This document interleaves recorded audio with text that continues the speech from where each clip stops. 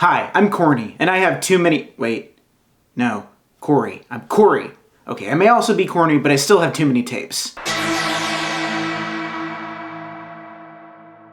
I'm terrified of so many things. Public speaking, confrontation, plans changing, spiders, bugs at all really, rejection, compliments, being perceived, being ignored, being misunderstood, the inky blackness that awaits us all. I could go on. I need a crash course in being brave, but it's the new year and I'm lazy, and therapy is expensive. There has to be another way. Maybe one that only takes like half an hour or so. One I can watch on TV. One that involves foam rubber aliens, life lessons, and the dad from Growing Pains. One that's maybe a little bit, dare I say, corny. That's right, folks, it's another sequel. One I didn't even realize was possible. You see, when I first reviewed Stranger Dangers back in 2019, a simpler time, I thought that this was the only corny video I'd ever get my hands on. The rest were exceedingly rare. But thanks to the tireless thrift shopping of best friend of the show, Natto Kitsch, I have way more of these now than I ever expected, still in the original shrink wrap.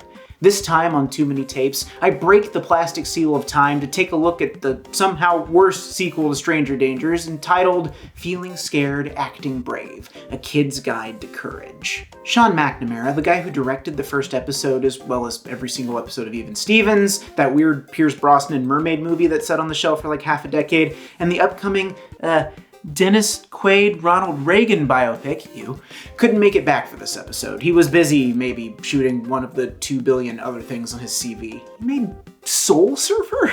This is fine. It's survivable. Who replaced him? The executive producer of the amazing live Sea Monkeys show that they borrowed the Corny costume from. He has no other dramatic or comedic directing credits. Cool. Neat. I guess we can work with that. It's direct-to-video after all. Where, if not here, can an aspiring director prove themselves? What isn't survivable here is the absence of Richard Steven Horvitz as Corny. He's like the only thing that first special had going for it. The secret sauce, the X factor.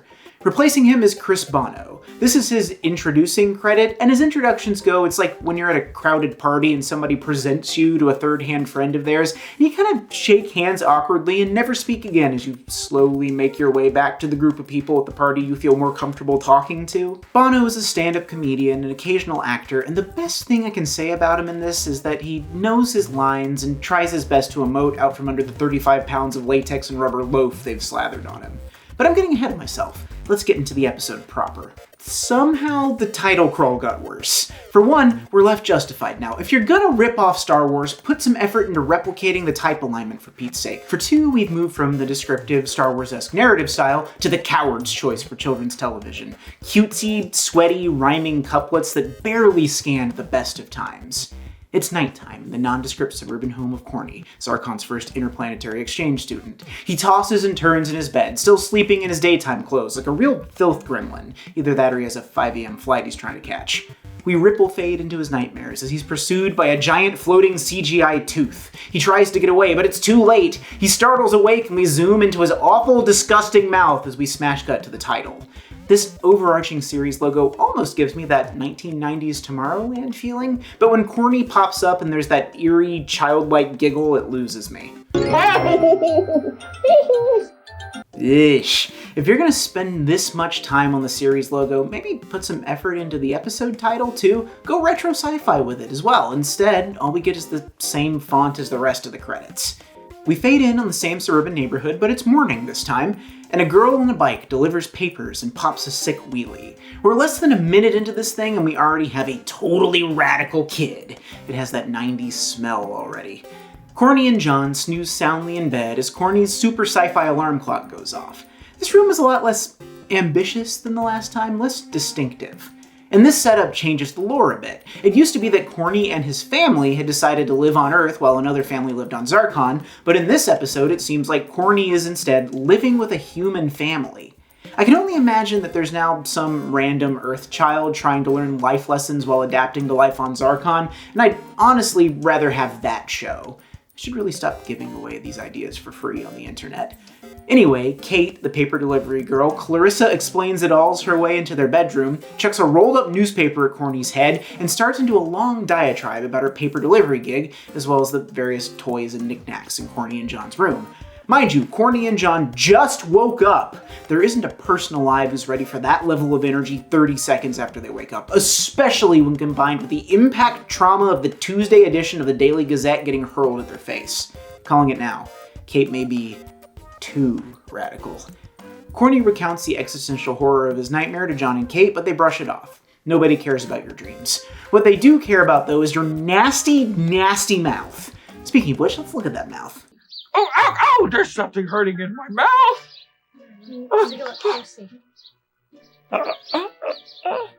Speaking of which, let's stop looking at that mouth. Sweet Jesus, what are these exchange parents doing? You're supposed to look after the kid, you incompetent nincompoops. It's not just a cavity, that's full-on rot. That thing is beyond saving. If the Zarkonians hear about this, they're gonna vaporize our planet on the grounds of gross negligence. These kids aren't as disgusted by this as I thought they'd be, though. Jaded 90s kids, they've seen it all. Corny, quick, ask me what time it is. What? Just, come on, ask me what time it is. What time is it? It's 2:30. Get it? Like 2:30? Like, Kate whiffs that joke in a way that makes me feel deeply seen. Keep being awkward and missing all the social cues, Kate. It'll work out for you eventually. John hypes up the terror of Dr. Dresden, the dentist. This is supposed to send Corny into a full-tilt panic spiral, but instead we just linger here in the scene. It's not funny, it's not informative, it doesn't move the story forward. All it is a very slow conversation about the existence of cavities. You may have guessed by now that this is yet another 40-minute video, the perfect length to take up almost the entirety of a class period and still leave just enough time for discussion questions. Maybe there's a good reason light and fluffy sitcoms are only 22 minutes. Speaking of light and fluffy, it's breakfast time, and now it's clear that Kate lives here? I had even money on her being the plucky neighbor kid. Gotta love that a family has their act together so thoroughly that the parents are dressed, ready for work, and have a seemingly endless supply of pancakes ready for their kids by like 7:15. What are they, waking up at 5? Maybe this is normal. I don't have kids and I don't cook my dogs pancakes, not unless they ask real nice. Anyway, the exchange mom discovers Corny's cavity, and John twists the knife again about the dentist. This leads to a fun segment with the real star of this special, TV's Alan Thicke, the guy who played the dad on Growing Pains, and the real-life dad of the Blurred Lines guys, so you know, mixed bag. Thicke is the main draw here, and in this back-and-forth terrifying fantasy versus mundane safe reality sequence, he's getting to go all in as a mad scientist type. It's cheesy in first thought, but it plays. He's just game enough to pull it off. Bono, on the other hand, can't keep up. Maybe it's hard to emote from underneath all that loaf, but he's so lackadaisical. Not to be too mean to the guy, but Richard Steven Horvitz had this plucky spark to his performance as Corny. Bono is playing him as a complete moron. And on the subject of morons, the exchange dad is useless at assuaging Corny's fears of the dentist. Corny begs him not to take him, which leads to our first discussion question. Gosh, that's a tough one. What do you do when you're scared? Doom scroll mostly. Slowly develop an ulcer, create an entire YouTube channel where you review obscure VHS tapes so you spend less time thinking about the things that scare you and more time watching the slapdash antics of dollar store Alf. Doing something you've never done before can be pretty scary. Don't be such a chicken. I think I said it before in my previous Corny video, but the real problem with these tapes in particular is that they don't model correct behavior so much as they show you lots of comically incorrect behavior. There's no realistic counterpoint, no right answer that's found organically in the actions of characters. The dad doesn't yell at the son for winding Corny up, and he doesn't do a great job of explaining why going to the dentist is okay. It's frustrating. There were parents' guides to these, by the way. I don't have them, mind you, but apparently there are answers to these questions. They set up a bit about how Corny is treating the vending machine like some kind of video game / slot machine that always pays out in candy, so it's no secret this guy has a cavity. He only eats sugar, he doesn't know how to brush his teeth, munchers, and he's seemingly unreceptive to anyone's advice. It's a no-win scenario. He's an idiot and these parents are doing a bad job. There's some real neglect going on here.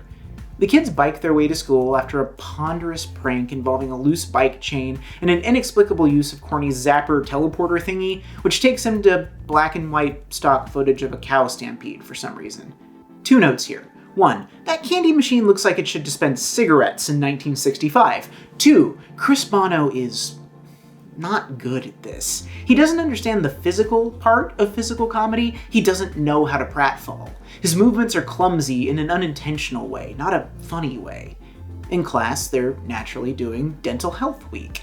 You know, National Dental Health Week. That week we all had in middle school where the lady dressed as a giant tooth showed up and showed us how to floss. Anybody? Just Corny? This is very convenient for Corny. And for the plot. If there's one thing I hate, it's contrived narrative convenience. And something tells me this won't be the last of it. Sorry, I'm late. Enjoy your trip. See you next fall, Gumby Head. Come on, everybody. Pay attention. I do love that this teacher ignores active bullying and racism that she can both see and hear, considering it interrupts her lecture. There's an authenticity there, a real keen observation about the public schooling system. We list out the myriad foods that are terrible for your teeth, and wouldn't you know, Corny has basically every single one of them at his desk. He gets berated by the entire class for having a cavity, and the teacher uses him as an example of what not to do. The kid can't win. He may be incapable of winning, physiologically even. Corny demonstrates how to swish, upsets the cavity, and we get an awkward, fast motion pain dance. Did I mention Bonno is atrocious at physical comedy?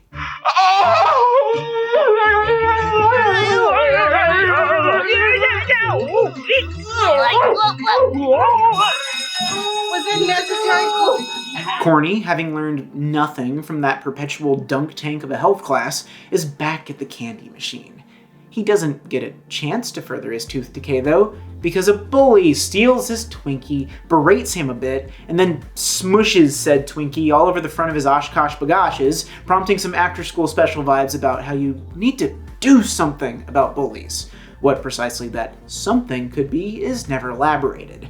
So we've got Corny at the center of the A plot and the B plot here. Not good. Kind of confusing. Maybe even a missed opportunity. There are things that the Earth kids could learn from Corny, and there are things that Corny could learn from the Earth kids.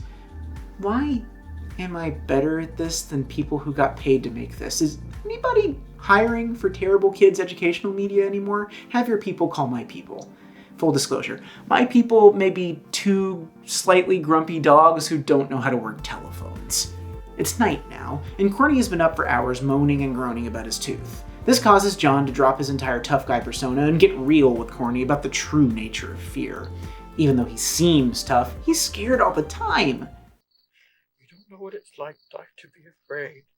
You are not scared of anything! Don't be ridiculous. Everybody's scared of something. I am stone. I fear nothing. Public speaking, confrontation, plans changing, spiders, bugs at all really, rejection, compliments, being perceived, being ignored, being misunderstood, the inky blackness that awaits us all. Ah, great, now I'm bullying myself. I should really do something about that. John admits to Corny that he's scared of public speaking, and Corny promises to keep his secret. It'll be our secret. Cross my bloods. I won't tell anyone. Don't play with your bloops like that, Corny. You'll go blind. In the morning, alarm clock Kate hops through the window dressed as a pirate, and suddenly there's energy in the room again. She claims she's dressed like a pirate because she has to do a book report on Captain Kidd, but I honestly think she would have done it regardless. She's the fearless one amongst them. She's a tastemaker.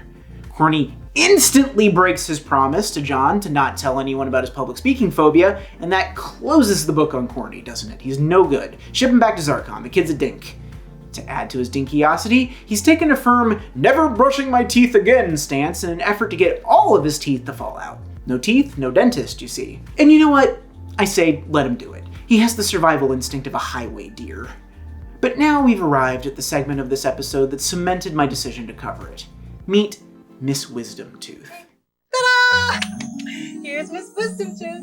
Miss Wisdom Tooth today is going to show us the correct way to brush and floss, because cleaning your teeth the right way will help prevent cavities. Now she tells me. The children react correctly here. This is inappropriate. It's troubling. It feels like an Amy Sedaris bit. In fact, this particular stranger makes me want to stop, think, listen to my heart. Miss Wisdomtooth calls 2 victims up to the front of the class and they proceed to floss her. I say they floss her, but what actually happens is that Miss Tooth grabs the chunk of rope and just kind of goes to town on herself. Scraping it up and down against the side of the tooth like this.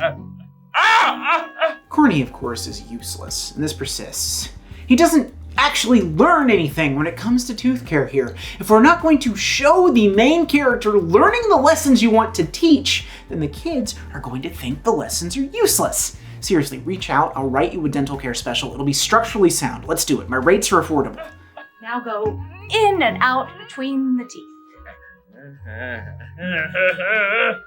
Up and down, in and out. Corny cuts the circulation to his finger off with the floss. We get a bizarre explosive fake out with said finger, and we move on to a demonstration of brushing that's somehow even more disturbing than the floss demo.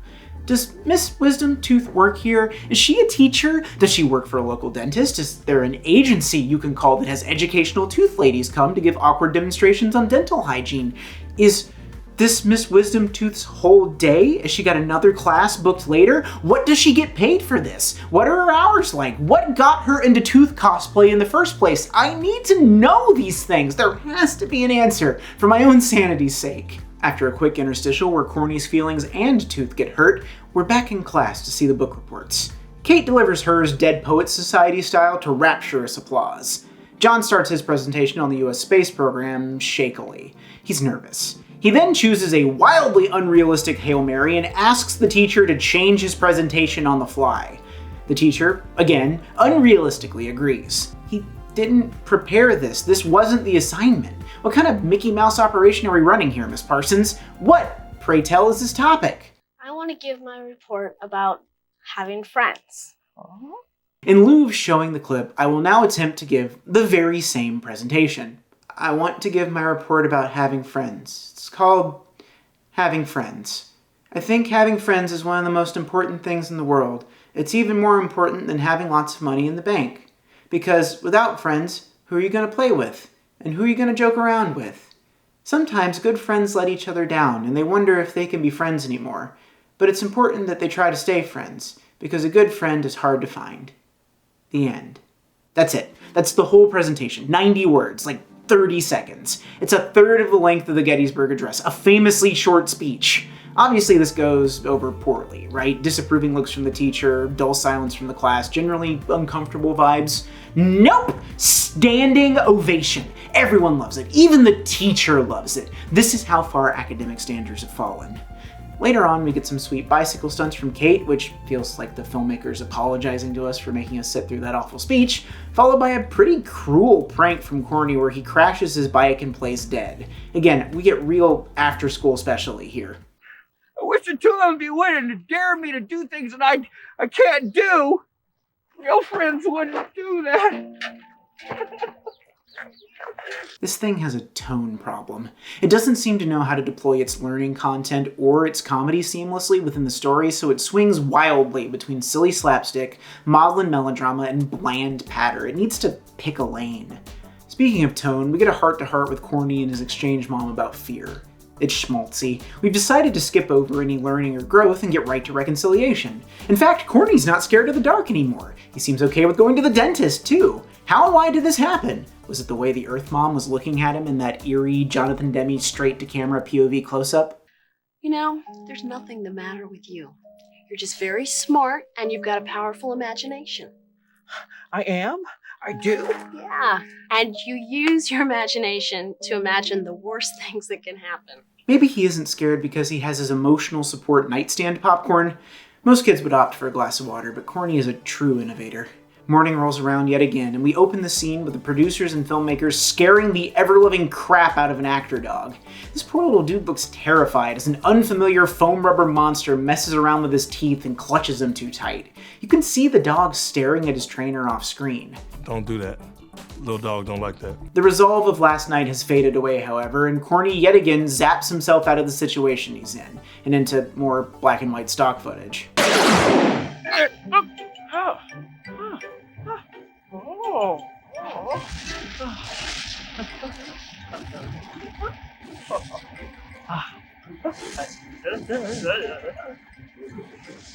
I think the the zapper was written specifically for the Stranger Dangers video as a device to explain why Corny doesn't have a healthy fear of dangerous situations, but now that we've moved on to the second episode, we need to keep it in so people remember it. Unfortunately, there doesn't seem to be a good reason for Corny to actually use the zapper in this story, so they threw in a couple of moments where he uses it to escape an anxious situation. Lazy. Have him zap away when he feels uncomfortable in dialogue scenes or something. He's literally using it to get away when he's scared, and he's scared all the time in this episode. It's fight, flight, or freeze, and he has a physical flight button right there. Seriously, a flat $1,500 consultation fee, up to 3 revisions. You know how to find me. The bully returns, steals Corny's bike, and half crashes, half abandons it on the street. This prompts yet another discussion question, potentially the most important one. The answer is, in an ideal world, tell a teacher, the principal, or a trusted grown-up. That or use his zapper to zap the kid into low Earth orbit. This, however, doesn't happen, because there are no easy or logical ways out in a Corny tape. To make matters worse, Corny gets blamed for that very same bully's bad actions in class and gets sent to the principal's office. This teacher needs to find a new career. She is not cut out for this line of work. Corny's Earth dad comes to pick him up for the dentist appointment, but arrives at the front office to find that Corny has left a note saying that he can't make it, and has apparently just left the building entirely. You know, normal middle school procedure. Earth dad manages to find Corny walking somewhere and pulls up alongside in the minivan. What follows feels like an outtake from the Stranger Dangers video. Corny, your real mom and dad are counting on you to do the right thing here. Don't you know I'm your Earth dad? I wouldn't do anything was bad for you. It's my job to take care of you. This is the problem when you only have the money to pay for Alan Thicke and the Home Improvement Kid. You have to hire everybody else from shampoo commercials and community dinner theater. Corny, a warning. Dad's going nuclear. The dentist isn't half as scary as Dad is when he gets mad. All right. Corny, in the car, now! Oh, there's a lot going on here we don't have time to unpack. Earth Dad launches into the worst motivational speech of all time on the subject of fear. His solution to not being afraid is simply, pretend you are not afraid. I just don't know what to do with those feelings, Mr. E. I'm not all that brave. You know how when you use your zapper, when you're feeling trapped, you just want to zap yourself somewhere far away, right? Yeah. Next time you want to do that, all right? Just try a little trick. Try acting like you're not afraid. It's like pretending, right? You can be brave. You can be brave by practicing acting brave. All it takes is a little practice. This is really it, isn't it? This is what we were trained to do in the 80s and 90s. It wasn't about finding and solving, or at the very least mitigating the sources of fear and working with your kids to show them that the things they're afraid of aren't so bad. Instead, it was about making the effects of the problem quieter and less annoying to deal with on the parental side. There's something there. Bravery is often pretending to be less afraid than you actually are. But there's more than that, especially when you're a kid. Bravery is often the knowledge that you were supported, that you're otherwise safe because the people who care about you and take care of you support and protect you. So here's the next discussion question for you. Talk to somebody about it if you can. See if you can get to the bottom of why you're scared, especially if it's a looming thing. Fear is good. Fear is natural. Fear protects us from the unknown and the dangerous. And when you're a kid, there's a lot of unknowns. Everything's new. And sometimes that ocean of new can threaten to drown you in fear. But ideally, you don't have to do it alone. We make it to the dentist, and Corny is beckoned back to the chair. He's handling it surprisingly well. He swishes some fluoride as the dental assistant explains how much worse dentistry used to be without Novocaine, way to make the kid feel less terrified there, assistant. And Alan Thicke, or Dr. Dresden, finally arrives, causing Corny to swallow his fluoride treatment in one startled gulp. Not exactly great for your guts, but I'll let it pass. Thicke is good-ish. He does a convincing and gentle job playing a pretty straightforward pediatric dentist. Maybe too gentle. It feels like he's 3 drinks in or working on 2 hours of sleep. Are you going to put all those things in my mouth? I could if you want. No, trust me, I've never lost a patient. But you are my first zirconian. Oh. And the experience itself is pretty gentle for Corny too. Calm even. And maybe that's the point. It's totally normal. Ho-hum. Going to the dentist isn't that bad after all. They fill his cavity at NASCAR pit crew speed, and Dr. Dresden ends the appointment by creepily sliding a toothbrush, a tube of toothpaste, and a pack of floss into Corny's overalls pockets. But that's just the beginning of the freebies on offer. Corny then gets to pick out a toy from the treasure drawer. Oh, you know, Dr. Dresden, it didn't even really hurt. Really? Maybe we ought to put you back in the chair. Just kidding. Maybe I was wrong about Thick. Maybe he has an angle here. The quietly sadistic dentist who passes his dark desires off as self-effacing jokes. Or maybe we're just looking at a professional and well-trained actor trying to do something, anything, with a part that's so thinly written it could be used in high-performance aircraft to reduce weight. Corny finds his toy, which just happens to be one of the Zarkonian action figures he was looking for to complete his collection. That's nice and all, but how integrated is Zarkonian culture with Earth culture? They're not giving us the secrets of space travel, but they will add to the Great Pacific Garbage Patch with more disposable plastic crap. I see how it is. Now that he realizes he was scared for no reason, Corny is light as a feather, just in time for the bully to get dragged into the dentist as well. Lazy. Dumb. There are coincidences and then there are coincidences, and this is unforgivable, even as shorthand. It's the pedagogical need of the special laid bare. It grinds everything to a halt to wrap a neat, silly little bow on the whole story, with Corny getting unearned wisdom, kindness, competence, and generosity juxtaposed alongside the teasing and counterbullying John gives the bully. This leads to our final discussion question of the evening. 2 words. Narrative convenience. You know what? There are like 5 minutes left of this video, but I'm done. You know how this ends. You've seen enough TV shows and movies to know that this thing has gorged itself on the empty, sugary snacks of tired secondhand rhythms, and story decay has long since set in. I've gone on long enough drilling through the enamel to find anything worthwhile at the root of this thing, and it's infected. The only solution left is extraction. Not the tape, mind you. Me. Get me out of here.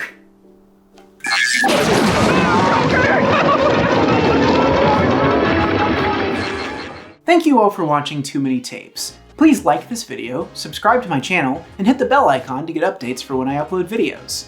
There's one more of these Corny tapes that I have access to, and Richard Steven Horvitz is back. Should I do it? Do I even dare? Can I survive? Let me know in the comments. If you want to help out a small YouTube channel, consider donating $1 or more a month to my Patreon. For just $2 a month, you get early access to my videos, and every penny you send me goes to help buy tapes and equipment to make this show get a little bit better every time. If you donate $50 or more a month, you get a movie recommendation. This month, it's alien movies that are more fun than whatever this was. For Cammie, I'm recommending Edgar Wright's most underrated film, The World's End. Oh dang, I may actually need to do a video about that one. It's shockingly deep and a truly fitting end to the semi-narrative arc of the Cornetto trilogy as it explores the difference a decade can make, the pain of old friendships poorly maintained, and the regrets that creep into your life in your 30s as you attempt, unsuccessfully, to prove to the world that you can in fact go home again. It's hilarious, sad, and brilliantly made.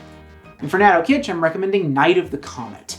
Teen girls in the 80s survived the apocalypse and dodged alien zombies while trying to recreate society and live a somewhat normal life. It's charmingly low budget, it has a baby Chakotay from Star Trek Voyager in it, and it's a blast and a half with a tone that's just scary enough to keep the tension up, but just goofy enough to be a great time. Other than the prevalent 80s-ness of it all, it's barely aged a day. For $10 or more a month, you're leading the investigation into the whereabouts and motives of Miss Wisdom Tooth, and your names get to be pretty big in the credits. And for $5 a month, you get to dig in the treasure bin. Unfortunately, all that's in there are expired coupons for free small McDonald's ice cream cones and early access to my videos. Thank you all again for watching, and I'll see you next time on Too Many Tapes.